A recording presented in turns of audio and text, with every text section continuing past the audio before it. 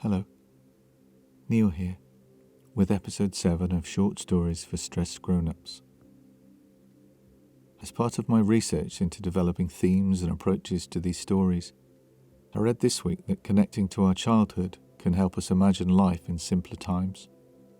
So this week, we'll be doing just that, returning to a time when all we had to worry about was what we were having for tea. Remember to subscribe to get a brand new story, written just for you, read to you every week, whether you listen to help you unwind after a tough day or to transport you to Dreamtown at bedtime. And if you know anyone who may also enjoy these 10-minute escapes, be sure to let them know. Okay, just before we start, take a moment to get yourself comfortable.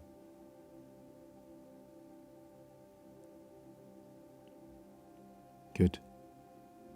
Now close your eyes and take a couple of deep breaths. In and out. In and out.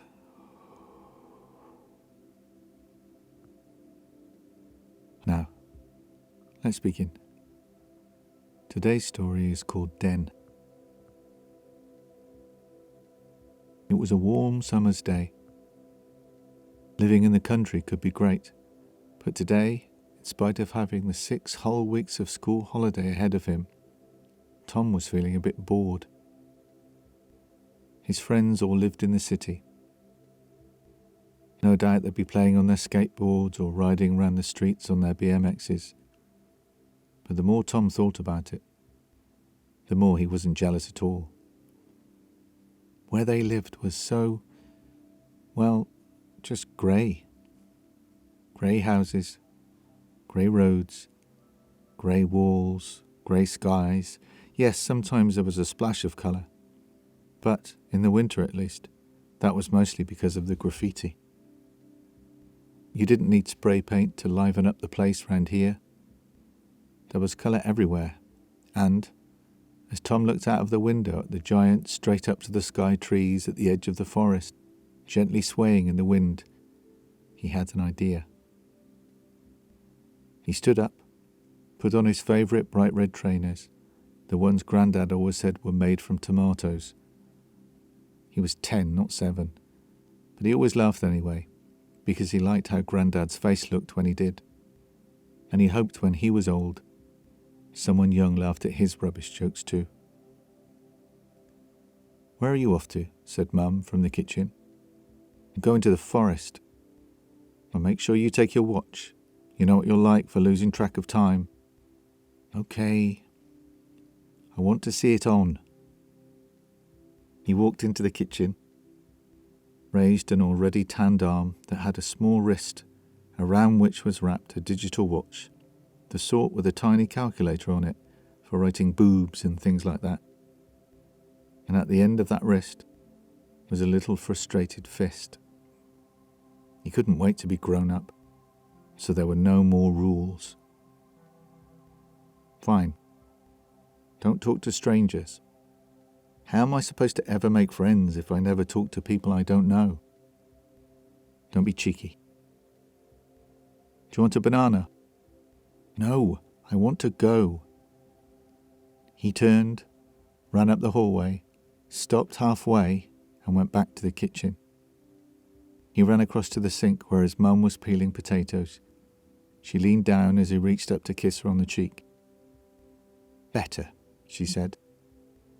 Then he was gone, crashing up the hallway on the wooden floor, through the front door, down the garden path, around the broken metal gate that Dad was always going to fix next weekend, and across the field towards the forest. As soon as he'd left the cool of the house, he felt the heat of the sun. But only now, exposed in the middle of the field, could he really feel it, warming his head and back and bringing him out in a sweat. He could smell the warmed grass, which was slowly replaced by the scent of the pine needles as he approached the forest. He ran under the towering canopy and was immediately cooled and blind in the dark. the gaps between the trees creating permanent shadows, even on dazzlingly bright days like these. He stopped in the opening, letting his eyes adjust, feeling the ground spongy like a deep pile rug under his feet. He loved this feeling, the idea of having a carpet in the forest. His dad said that it was hummus that made it spongy, but it wasn't even the right colour to start with. Grown-ups definitely shouldn't be trusted. He reached out a hand, placing his palm against the trunk of the nearest tree, feeling the familiar roughness of its bark. Then he looked ahead to a tiny clearing, where just enough light made it through the forest floor to spotlight a tiny, boy-built construction in progress.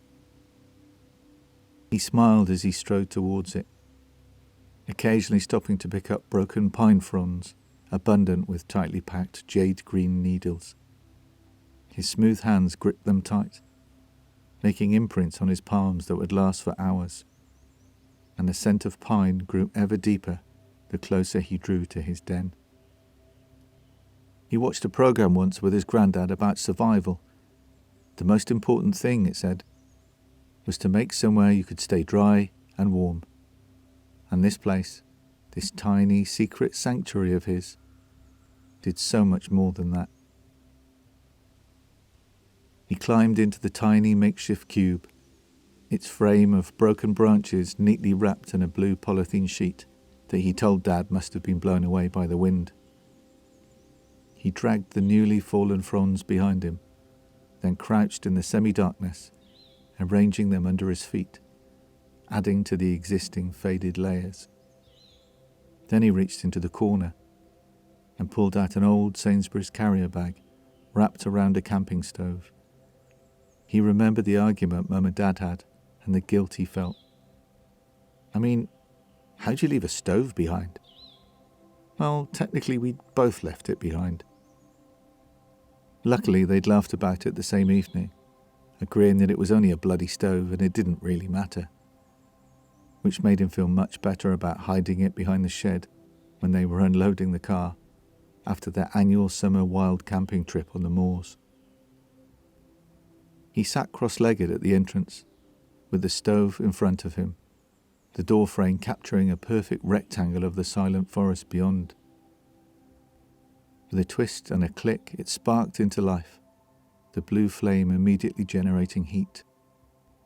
He grabbed an old aluminium kettle and a bottle of water from a black bin bag, which was also full of all Mum's old pots and pans, half filled the kettle and placed it over the flame. He reached back into the bag, which clattered with its old metal contents, and pulled out an enamelled camping cup with his dad's name, Jack, scratched on it. I mean, why would anyone want a cup with someone else's name scratched on it? Dad had said. Maybe someone called Jack took it, said Mum. Which wasn't true. It was someone called Tom. As that same cup thief sat with a steaming hot cup of tea, a deer, unaware it had an audience, wandered into the frame.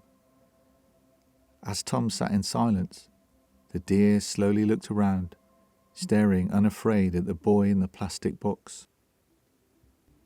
"Hello," said Tom. "Hello," said the deer. Then it wandered off, out of the frame and into the shadows, leaving a very contented boy to enjoy his cup of tea.